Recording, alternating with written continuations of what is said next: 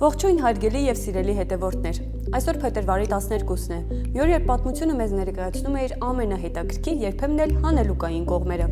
Այսօր կխոսենք հայ մեծերի, համաշխարհային առաջնորդների եւ գաղտնիքների մասին, որոնք ծնվել են հենց այս օրը։ 1935 թվականի փետրվարի 12-ին ծնվեց հայ արձակի հսկան Հրանտ Մաթևոսյանը։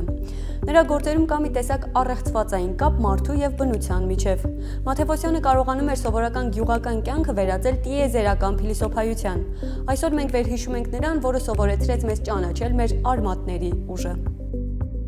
1809 թվականի հենց այս օրը փետրվարի 12-ին իրարից հազարավոր կիլոմետրեր հեռու ծնվել է երկու մարդ, որոնք փոխեցին աշխարհը՝ Աբրահամ Լինկոլնը եւ Չարլզ Դարվինը։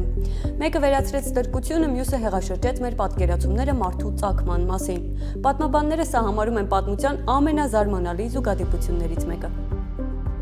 1955 թվականի փետրվարի 12-ին Խորհրդային Միությունում ծնվեց աշխարհի առաջին ատոմային սուզանավերի նախագծման կարևոր փուլերից մեկը։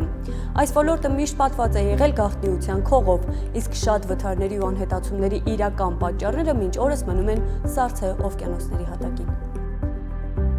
1818 թվականի այս օրը Չիլին հռչակեց իր անկախությունը, սակայն քչերը գիտեն, որ լատինաամերիկյան ազատագրական շարժումների թիկունքում կանգնած էին գաղտնի մասոնական օթյակները, որոնք փետրվարյան այս օրերին կայացնում էին տարածաշրջանի ապագան կանխորոշող վճիռներ։